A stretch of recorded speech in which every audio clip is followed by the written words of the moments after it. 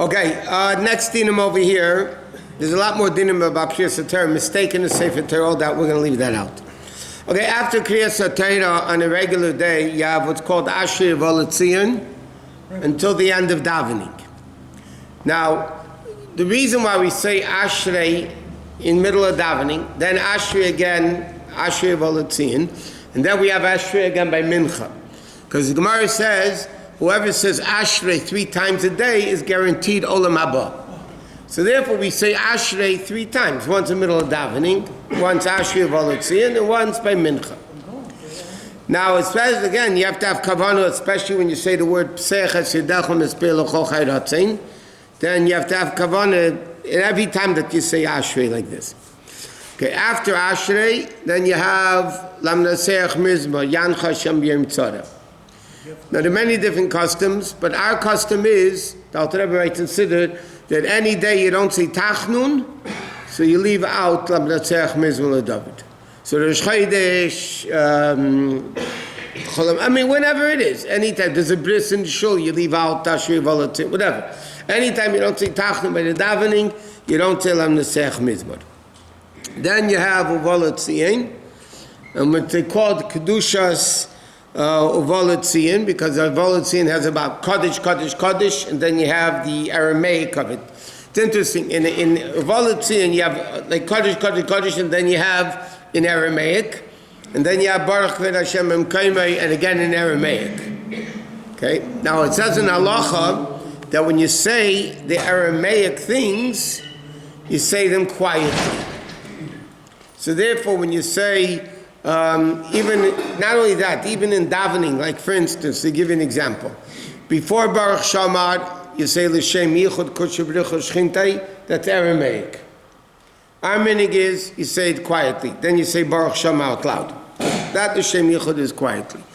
When you're saying in Oz Yashir, let's say, at the end of Oz Yashir, Hashem Yimlech L'Anvad, Hashem Yimlech L'Anvad, Hashem Achusei Koyem L'Olam Alom Yilmaya, which is again the Aramaic Targum of the Pasuk Hashem Yimlech L'Anvad, you say it quietly.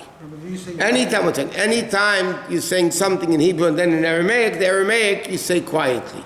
So therefore, one second, it says in Halacha that when you have the Targum, because a lot of V'Latzion is Aramaic, so then the Aramaic words you say quietly. What? When you say L'Shem Kitchubach, you say Yud Kei Vav. You say Yud Kei Vavke. You say Yud Kei Vavke. Yud Kei Bevavke. Oh.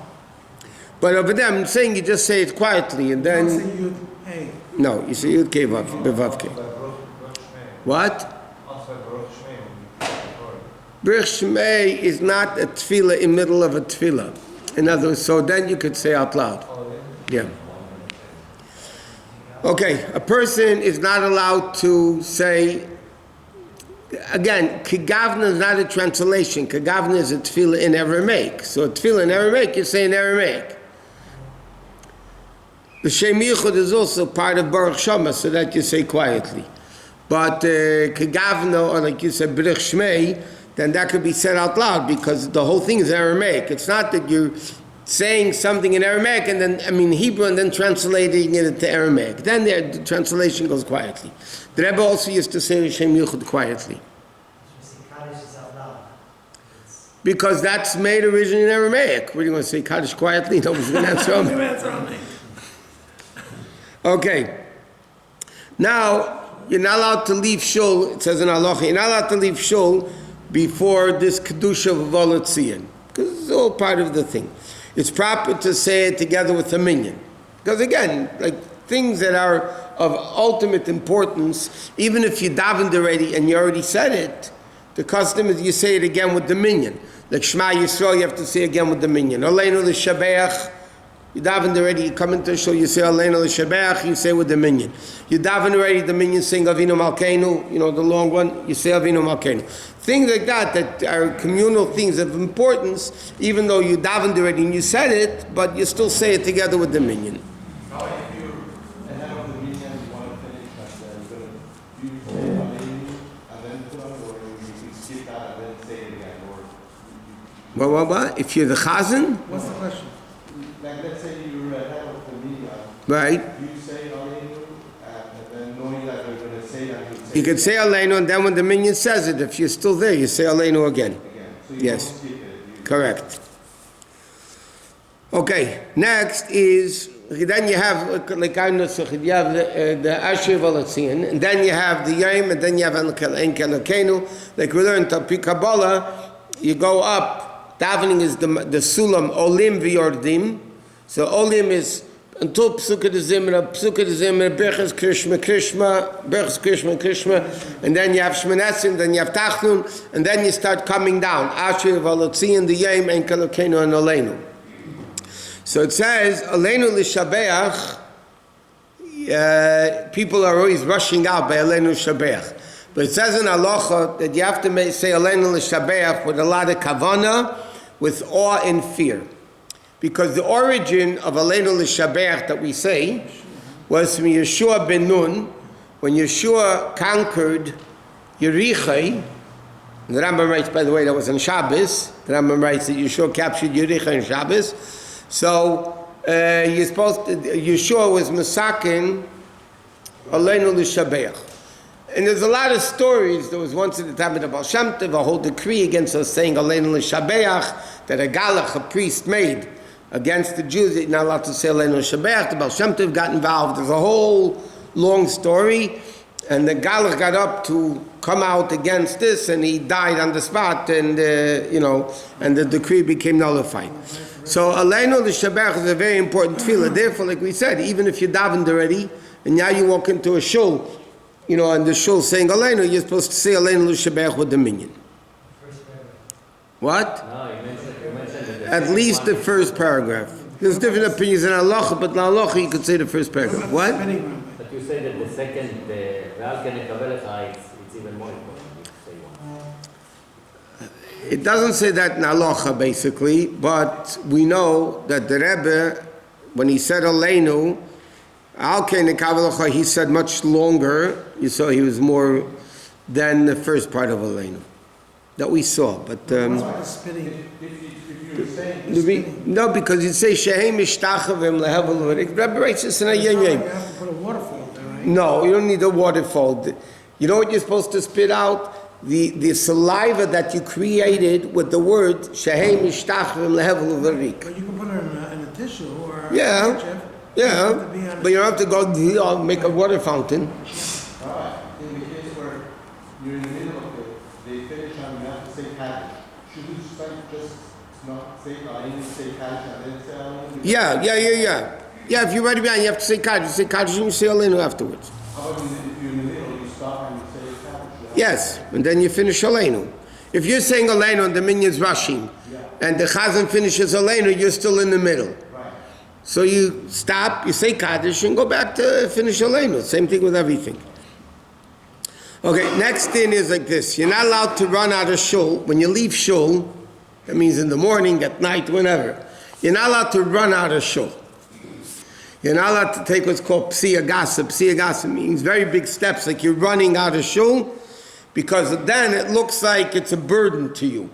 You're running out of shul, it's like, let's get out of here already. So even though you're running to business, so you go run quicker to the business. But the shul you're supposed to, but it says in halacha, what happens if you're running out of shul to a mitzvah? You're going to help somebody or whatever is a mitzvah.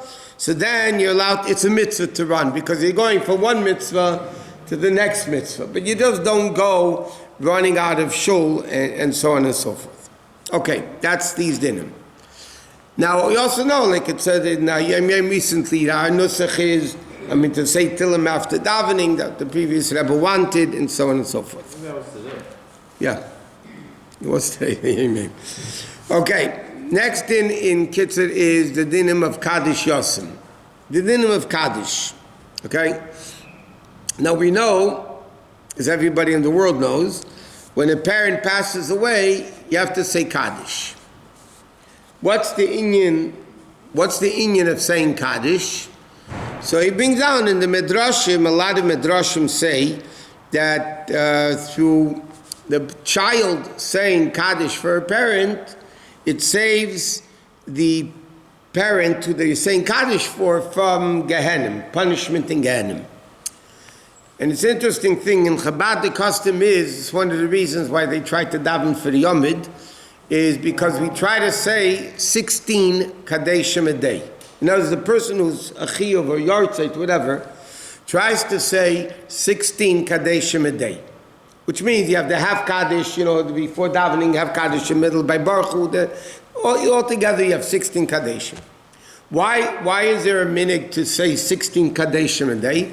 So the Rebbe writes, is based on the Zohar. The Zohar says, Kaddish protects the neshama in Gehenim for an hour and a half. That's what it says. Kaddish protects the person in the neshama for an hour and a half. So you have 16 Kadeshim, 16 times 1.5 is 24. So when you say 16 Kadeshim a day, it protects the person from punishment in Gehenim. The main thing though in Kaddish is at least once a day. That's brought down in Halacha. If you can't, whatever, at least once a day, you should say Kaddish for the person. No, but tzedakah. Tzedakah also helps. No, it's not the main reason. What? One tefillah, one Kaddish? One Kaddish. With multiple children, one in the The shaila is what's the... There's a whole question in Halacha, what is the reason for Kaddish? Is it the respect of the parent? For instance, the parent says, I don't want you to say Kaddish. They're not around, so they don't have to say anymore. Huh? No, before they passed away, they said, I don't want you to say Kaddish. Yeah, they wrote it in their will. So it's a whole shaila, it's not for now. But it's a whole discussion in Halacha if you could say Kaddish, if you should say Kaddish or whatever. The person don't want it. Whatever the parent tells the kid, I don't want you to say Kaddish for me. But you said also, Rabbi, 1 second. Yisker. If you have children, by the way, hello, if you have children that haven't spoken to the parents for 20 years and they don't even come to the funeral, and these things can happen. They happen. Rabbi Yisker, you say the main thing about Yisker It's is a tzedakah. Here we're talking about Kaddish. But I'm just saying, is there a connection between No. them? Kaddish tzedakah is always good for the nifter. Now the interesting thing is, Kaddish was instituted primarily, that's why it's in Aramaic, for orphaned kids under bar mitzvah. Don't forget, in the old times, they didn't have the medical things we have today. People died younger. So the primary purpose of Kaddish, which is in Aramaic, and that's why it was made in Aramaic, because that was the language people spoke in Bavel, was Aramaic. So the primary purpose of Kaddish was for those people that couldn't daven for the Yomid, like they were under bar mitzvahs, they were not allowed to daven. So then they would say Kaddish, okay? Now it says, the question is it the din of Kibbud Avayim, is it the din of Bizui? It depends what the whole union of Kaddish is. Okay.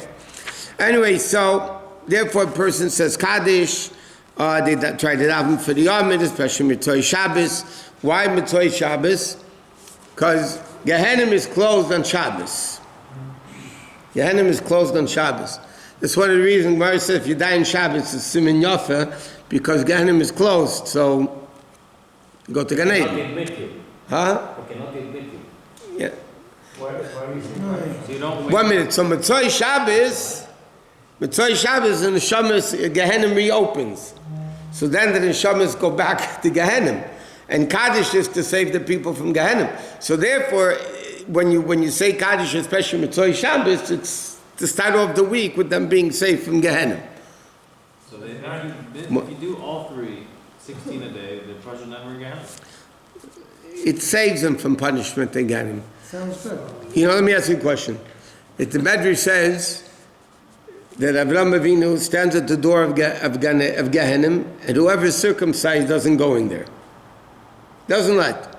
Trust me, there's a lot of us up there, down there, I He's mean. not circumcised. That's So what why do they need the Kaddish? Rabbi is not circumcised. That's what you're saying. No, but I'm saying, whatever those Gemaras mean. Any circumcised. What? Why do you think Kaddish on Shabbos? Oh, there's a second reason. There's another aspect of Shabbos. It's a very good point. If Gehenim is closed, why are you saying Kaddish on Shabbos? Why do you say Kaddish on the yard site? Elevation. Okay, 1 second. in an Ashkenazi community, Sephardic also is a little different though. We say Kaddish for 11 months. 12 months we don't say, and the Yartzeit we say. By Sephardim, they stop a week or whatever, 3, with different customs, right? But everybody stops at least a little bit after 11 months. Why do you stop after 11 months? The whole purpose of Kaddish is to save the person from Gehenna, correct? Now, by a child saying Kaddish, you basically say, okay, I'm saving my father or mother from Gehenna.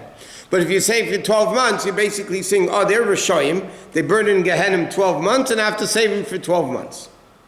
So it says in halacha, not to be disrespectful to the parent that they're burning in Gehenna 12 months, we stop after 11.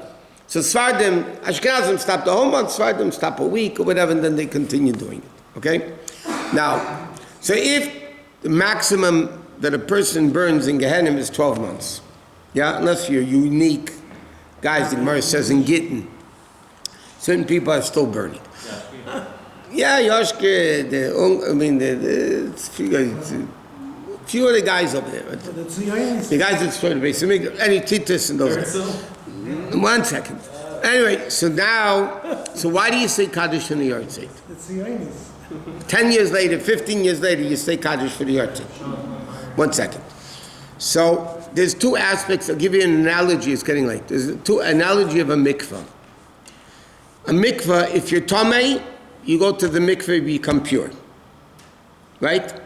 The Kohen Gadol went to a mikvah 5 times in Yom Kippur. He was already pure. He didn't come tamei in the middle. So mikvah has a second aspect to it. That even if you're not tamei, it adds kedusha. Okay? So mikvah takes off tumah, but mikvah also adds kedusha. Correct? Same thing with Kaddish. Kaddish does 2 things. It removes punishment in Gehenna, and it also adds kedusha, meaning as follows. On the Yartzeit, the neshama goes higher up in Gan Eden. Every Yartzeit, the neshama goes up. No, it keeps going up, okay? But on the Yartzeit, it jumps higher. The Kaddish and the Yartzeit is to help to jump up, to help the parents' chus that they should. Okay, to be continued.